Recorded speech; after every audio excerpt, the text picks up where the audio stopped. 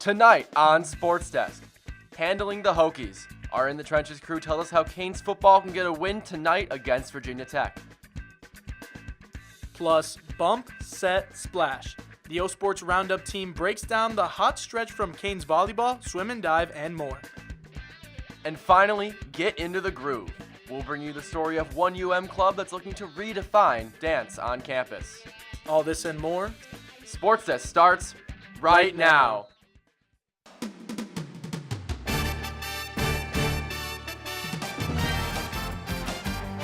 I'm Ed Reed, and you're watching SportsDesk.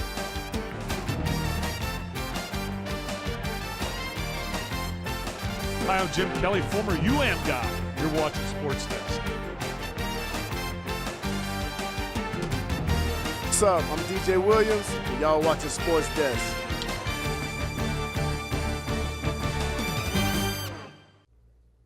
Welcome to SportsDesk. I'm Wrigley Court. And I'm Manny Nacarado. Thank you for joining us. And Wrigley, I think Thanksgiving came early down here in Miami. Well, Manny, we're going to talk about the Hokies, but first we got to talk about football's win last week. Riding high after a historic win against Ball State, the Canes traveled to Tampa to take on the USF Bulls. Let's head on over to Raymond James Stadium for the highlights. Miami taking on South Florida. Miami near the goal line here. Damian Martinez is going to run that one up the gut for his first of 3 touchdowns on the game. Cam Ward now looking for Jacoby George. It's going to go through his hands. Picked off by Brent Austin. USF looking to capitalize here. Oh, they're going to hand it off to the receiver. Brent, who's going to throw a touchdown pass to quarterback Byron Brown. Miami looking to get back in the lead here. Ward's going to find Isaiah Horton for a 6-yard touchdown. Ward dropping back, down 1. Looking, he finds Samuel Brown on the sideline. He is going to go all the way for a 76-yard touchdown. Canes up big now in the 4th quarter. Here comes Jordan Lyle, and he turned on the Jets. He's going to go 91 yards, and the Canes pour it on the Bulls. Miami will win this one 50-15. Cam Ward throwing for 404 yards. Byron Brown not throwing for a single touchdown, but he did catch one. Mario Cristobal and his crew are back at Hard Rock Stadium tonight to take on Virginia Tech. Our In the Trenches team and football beat reporters are live to break down Miami's ACC opener. Guys?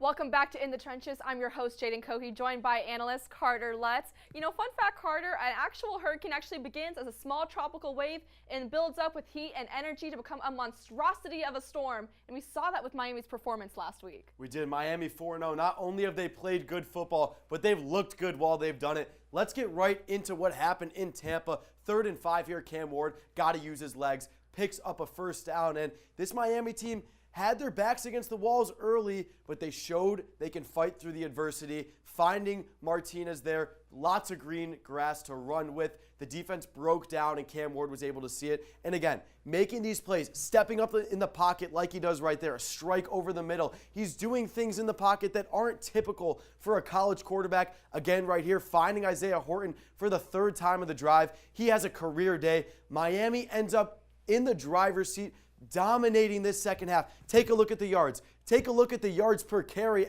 on USF. They run the ball effectively. Miami was able to stop that in the second half. They were able to pick up 3rd downs as well as get to the quarterback. So great second half. It's what top 10 teams are supposed to do, and they showed that in Tampa on Saturday. Absolutely, and to showcase their skills tonight, we have reporters Ashley Friedland and Luke Bell joining us live from Hard Rock Stadium. Guys, what are you seeing out there?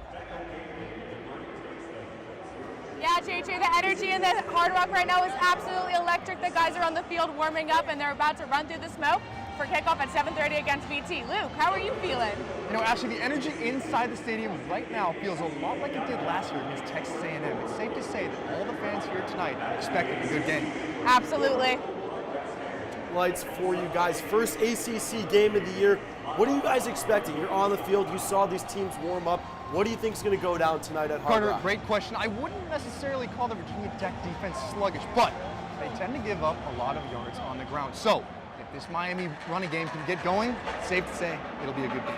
And with JT and Shannon Dawson on the offense and the defense, and Mario Cristobal leading them in the locker room, I think it's safe to say the Canes are going to do pretty well tonight. I totally agree. Thank you guys so much for joining us. And Carter, I see a lot of great things, whether it's the vibe or whether it's the roster. And how can we continue that into future games? Well, JJ, that leads us right into Carter's clues. Number 1, run, Canes, run. Luke took the words right out of my mouth. They got to establish the running game. They've played solid, but they haven't really broken out of their shell yet, so we're looking for that from the tailbacks from Miami tonight. Number 2, family feud. Kyron Drones, quarterback for Virginia Tech. He's actually cousins with Miami quarterback Cam Ward, so a lot on the line tonight with bragging rights. Cam Ward's got to outduel his cousin. Number 3, give it to me, ACC statement. Miami right now, they are clear favorites in the ACC. People talking about that easy ACC schedule. Well, it starts tonight. Apply the pressure early and often. Miami's got to do that at the Rock. Friday Night Lights, JJ. Absolutely. The only statement I'm seeing is winner. But that's all the time we have for today. Coming up on Sports Desk, Shea McDonald gets himself in a scrum on this week's edition of Off the Bench. But don't go anywhere. This and more when Sports Desk returns.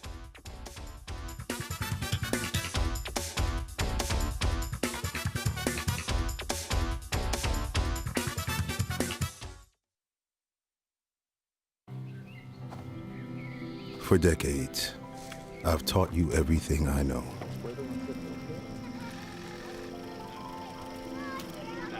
How to safely build a fire. How to control the flames.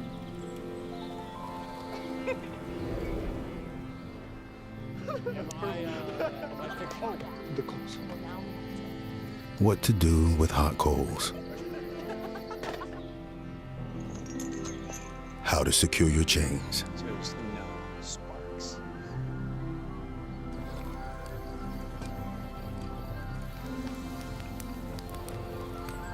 But I can only teach wildfire prevention. Only you can prevent wildfires.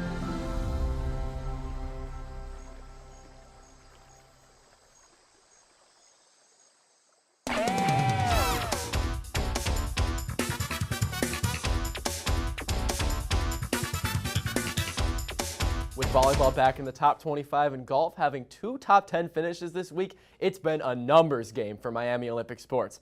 Our O Sports crew is here to add it all up. Guys? Hello everybody and welcome back to another edition of the O Sports Roundup. I'm Riley McManus. And I'm Tucker Kinney. Riley, the volleyball team had an impressive weekend at their home opener. Tell us more about it. The Canes absolutely dominated the 305 Challenge with an undefeated record. They secured a 3-0 sweep against Texas Tech, followed by a 3-1 victory over Florida International University, achieving a season-high 16 blocks. These impressive performances brought them to the number 25 spot in the American Volleyball Coaches Association poll. Additionally, 3 athletes earned ACC honors this week. Bianca Lulick was named Defensive Player of the Week, Grace Lopez took Offensive Player of the Week, and Ariana Rodriguez was Setter of the Week. Canes Golf also had a great weekend on the green. Tell us about it. Yes, the golf team finished 5th at the Mary Fossum Invitational. Individually, sophomore Barbara Buzhakova tied for 5th, shooting par or better in 3 rounds. Meanwhile, junior Olivia Gronberg finished 10th. The golf team will be back in action at the Evie Odom Invitational next weekend in Virginia. Over to soccer now, and the Canes took a tough loss on the road to Stanford. Losing 1-0, the team is now on a 3-game winless streak. Riley, swim and dive had their first meet on Wednesday. How was it? The Canes made a splash in their season opener, taking down FIU with the 216-81 victory. The 200-yard medley relay team set the tone with the first place time of 1 minute and 40 seconds. Highlights included freshman Marissa Inouye claiming her first win in the 1,000-yard freestyle, and Simone Mall securing a win in the 100-yard breaststroke. Veteran Mia Valet dominated the board, sweeping both the 1-meter and 3-meter. Well, that's all we have time for today. Back to you at the desk. With Canes volleyball rolling, coming off some big wins, our very own Annika Alves sat down with one of the outside hitters for Miami, Paula Gershing, for this week's edition of Athlete of the Week. Hi everyone and welcome back to this week's segment of Athlete of the Week. I'm your host Annika Alves, and today from Canes volleyball we have Paula Gershing. How are you? Good, how are you? Good. So I'm going to start off this segment with a little game. Because you're an outside hitter, I'm going to shout out some food items, and you're going to tell me if you think it's a hit or a miss. Sound good? Yeah. Brussels sprouts. Big miss. Pizza. Hit. Schnitzel. Hit. French fries. Hit. Olives. Miss. And chicken Alfredo. Miss. Fair, that's fair. So where are you from? I'm from Germany, small town close to Frankfurt. Yeah. And living in Europe, have you traveled anywhere recently? Yes, I just traveled to Norway, Trondheim, because I was visiting my sister. She did a semester abroad. Yeah, I visited with my family. Well, that's awesome. Did you guys do anything together? We went on hikes, we walked around the city. Yeah, that's basically. That's awesome. And so in your career, you've played on a few different teams. What do you think you would attribute to being your biggest accomplishment so far in your career? I would say my biggest accomplishment was being named Player of the Year in the Horizon League my sophomore year. And then the same year, I also was honorable mention All-American, yeah. Oh, I love that. Congratulations. Thank you. And what did you feel like when you got that accomplishment? Definitely great, obviously. I think it shows that hard work pays off, and it gave me a good chance to transfer to a better school. Yeah. Well, congratulations. That's huge. Thank you. And thank you so much for joining me on this week's edition of Athlete of the Week. Back to you guys at the desk. Moving from one standout athlete to another, Shane McDonald took to the pitch with Club Rugby on the first edition of Off the Bench. Welcome to the first edition of Off the Bench. I'm your brand new host, Shane McDonald. Today we're about to get in the mud and some rugby. It's raining a little bit, but we brave the elements. Let's do it. For those who also don't understand rugby, here's a quick breakdown. Got it? Well, neither do I. But in simple terms, it's like football, where two teams must get the ball into the end zone. But unlike football, rugby has constant action, the ball can only be tossed backwards. There's a lot more to explain, but only so much time, so let's get back to the action. Before anything started, the coach gave me one piece of advice to stick to. What? Uh-huh. Okay. So after having that wisdom bestowed upon me, we got into the drills, practiced some of the basics, and aside from one little thing, I was pretty decent. I didn't mess with the drill. I'm more gassed than I thought I would be. After a much needed break, we started to practice hitting, going down, and I learned there is a way to fall properly. We're learning here. We're learning. So far, we're about halfway through. I'm getting a little bit cooked. Not enough stamina for this right now, but I think we're about to play a game or something like that. Check back in afterwards. First game, gonna be very honest. Didn't do much at all. Was pretty much just getting my cardio in, running around. Not a lot of action. It was not my best work. We're coming back strong in the second half. I need water. Peace. It was time for things to get real in a full game of rugby. No. Right. No.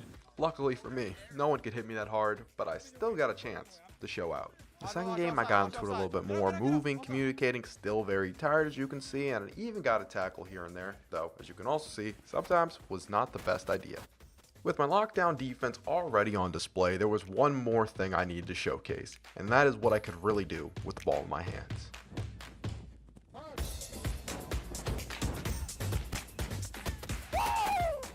After some celebrating, my big day was not over yet.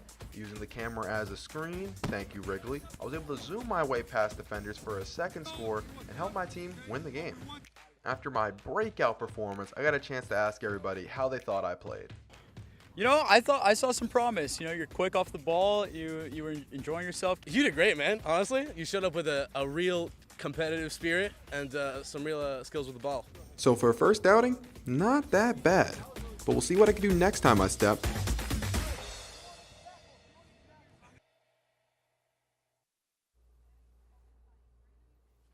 Up next on Sports Desk, it's a bird, it's a plane, nope, it's Zach Macer. But he's going to do his best to give us the details on all Canes sports social media. All this and more when we come back. But first, it's time for some trivia. Canes football legend Jimmy Graham is most known for his time playing tight end. But what sport did he play before football? Was it A, rugby, B, basketball, C, baseball, or D, track and field? The answer when Sports Desk returns.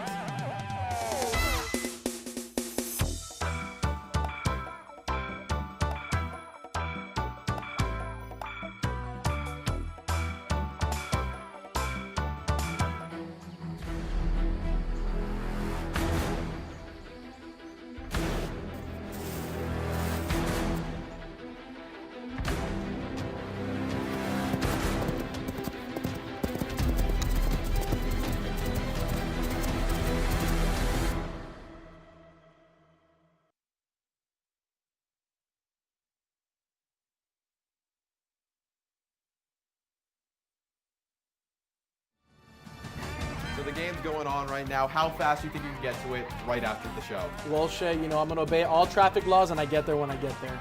Well, Shay, I don't have a car. Every day, thousands of kids start vaping. And I can't let this happen to my kid. So if you want to talk to your kids, you have to get it trending.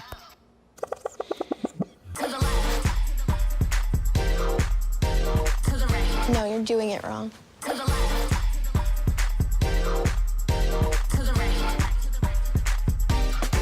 Let's go. Can we talk? Yeah, what's up? Visit talkaboutvaping.org for tips on when and how to have the vape talk.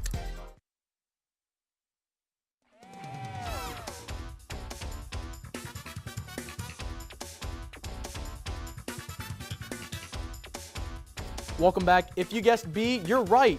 Graham played 4 seasons of basketball, averaging 4 points and 4 rebounds per game over 120 games. ACC schedules dropped earlier this week, which means Canes hoop season is right around the corner. Mia, Gio, and Emmeline are here to break down the upcoming season on this week's edition of Hurricane Hang Time. Guys? Hello, everybody, and welcome back to another edition of Hurricane Hang Time. I'm your host, Emmeline Smith, joined by Mia Hausman and Gio Alonso. Gio, the Canes lost 2 crucial players in the backcourt last season. Who did they bring in this season to fill up that gap?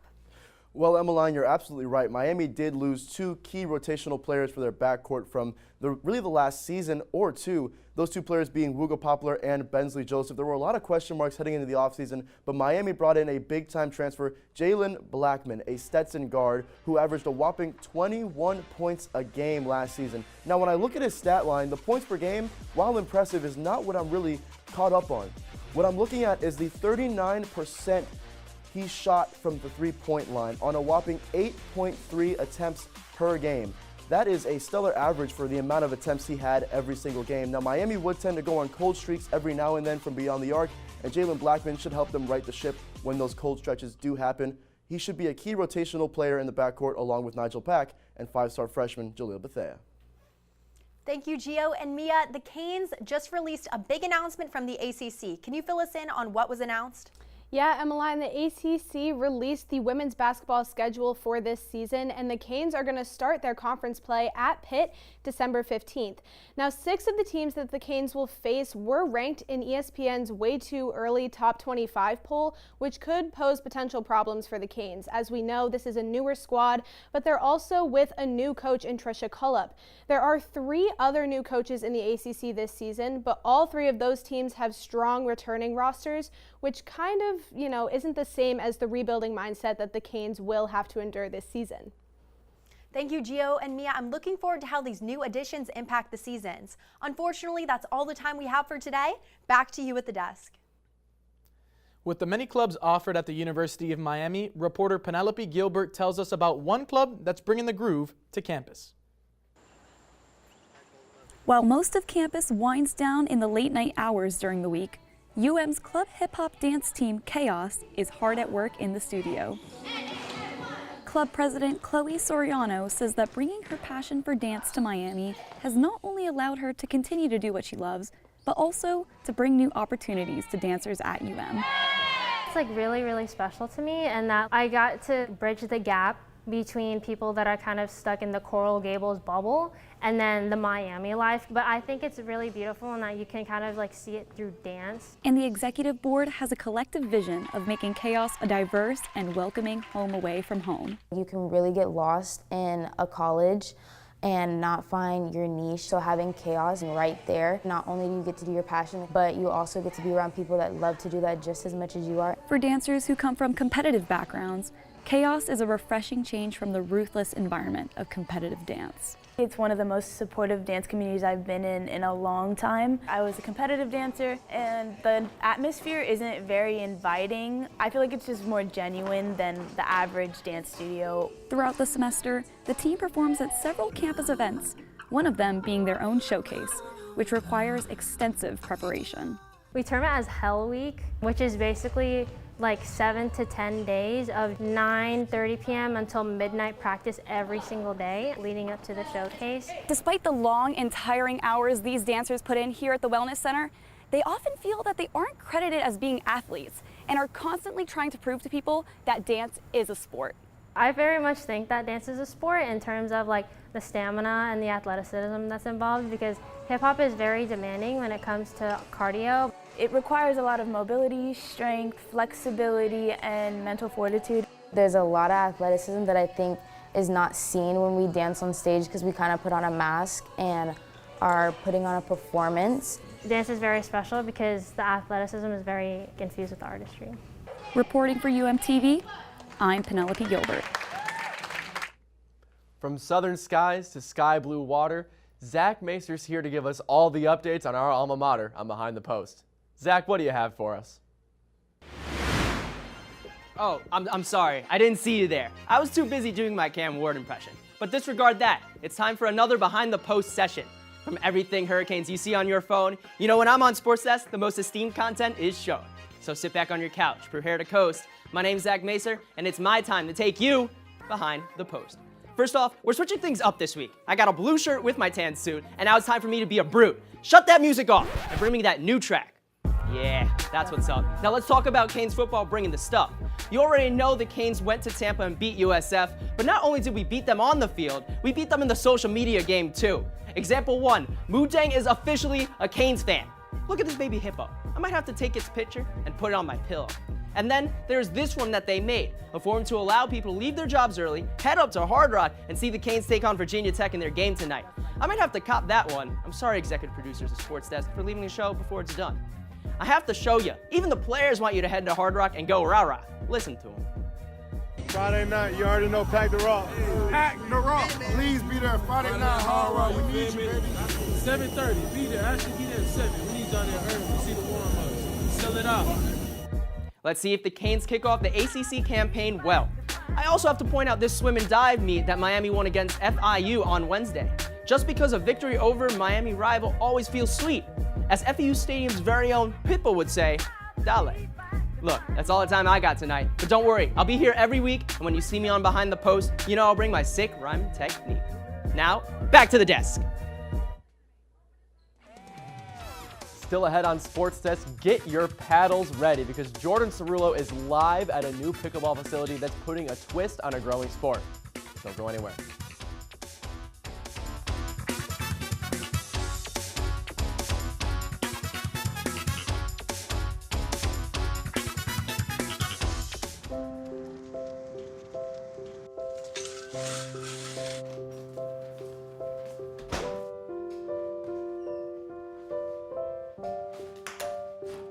I like to eat apples and bananas. I want to eat apples and bananas. I need to eat apples and bananas. Why can't I eat apples and bananas?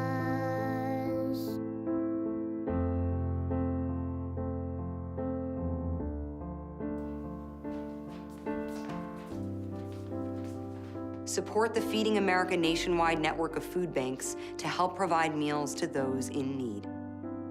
Join us at feedingamerica.org.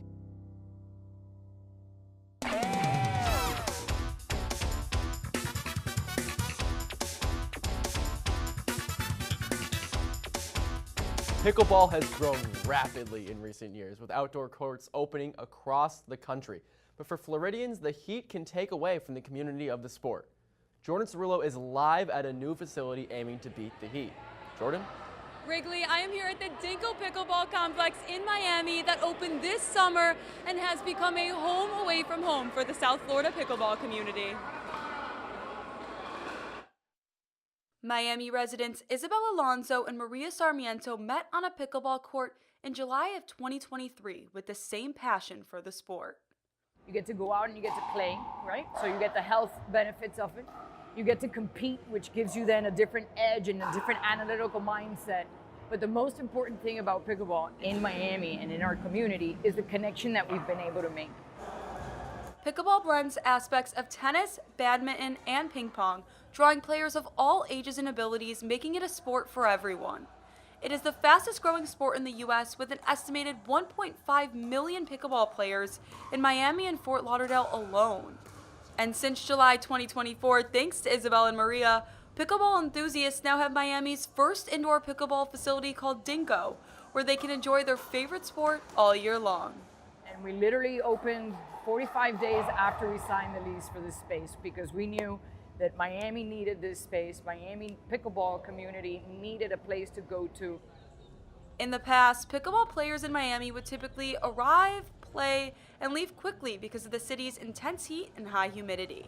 However, the new air-conditioned facility gives them a chance to stay longer, socialize, and fully enjoy their shared passion for the sport. And that's the phenomenon of this sport. It's not just go out and play something and talk to 3 people. There's 20 people signed up today. You rotate and you get to play with everybody at the same time, and you get to learn about who they are and their experiences and really make true friendship connections. What began as a simple game of hitting the ball over the net has become something far more significant for members of the Dinko Pickleball Complex. Dinko has brought in 76 members so far, including University of Miami nurses and City of Miami firefighters who use the space as an outlet from their stressful jobs. You know, we have a tough job. We see a lot of stuff that most people don't see, and we see it often. So we need some kind of an escape. Dinko has created a family that not only plays together, but truly supports each other. And you talk to them and you know, you share stories, and then you see them again the following week, and then you start making this amazing group of friends. We do it together, we're there for each other, we're encouraging each other, we're sharing in this beautiful experience of playing and competing in pickleball. Dinko plans to hold many events in the future, including a tournament sponsoring breast cancer and a tournament amongst firefighters to get them participating in something healthy and motivating. For UMTV, I'm Jordan Cerullo. Thanks, Jordan. And last Sunday, Coach Dan Campbell continued to show the rest of the league that he's willing to take risks no matter the situation. Let's head on over to State Farm Stadium in Glendale, Arizona for this week's Play of the Day. So here we are going to head into halftime. Jared Goff makes a pass to Amon-Ra St. Brown and laterals it to Jahmyr Gibbs, and he's going to score on the touchdown. That's 10 more points for me on my fantasy team. I think that's reception yards for Jahmyr Gibbs. And let's take a look at that replay. Beautiful handoff from Amon-Ra, and Gibbs is going to finish on the rest. Here's another look at it again. A nice tight pass to Jahmyr Gibbs for the score. The Lions are going to end up winning this one in Arizona, and that was your play of the day. Moving from the gridiron to the hardwood, one of the most electrifying NBA players of the 2010s has called it a career. Derrick Rose announced his retirement yesterday following a 16-year NBA career. D. Rose was drafted #1 overall in the 2008 draft to his hometown Chicago Bulls. Just 2 seasons after winning Rookie of the Year, he became the youngest MVP in league history, winning the award at just 22 years old after leading the Bulls to a 62-20 record in the 2010 season. His high-flying play style and ability to hit clutch shots earned him the nickname the Windy City Assassin, as he captivated NBA fans. But Rose's career was soon derailed by a series of knee injuries, including an ACL tear that caused him to miss the entire 2012 season. However, he didn't let those injuries stop him as he continued to carve out just a long NBA career, including that 50-point game we just saw against the Timberwolves. And, you know, Manny, growing up in Chicago, Derrick Rose was my favorite player growing up, and to see him really get his flowers these last few days it's meant a lot to me, you know? I mean, Derrick Rose was a phenomenal player. I mean, I only saw him when I was younger, but those 2013 Miami Heat, Chicago Bulls games, they were phenomenal. Yeah, no, the Heat Bulls rivalry, really his rivalry with LeBron overall, that buzzer beater he hit over the Cavs a few years later, just great basketball. But that's all the time we have for tonight. Thanks for tuning in. We'll be back next week, same time, same place. Have a great night.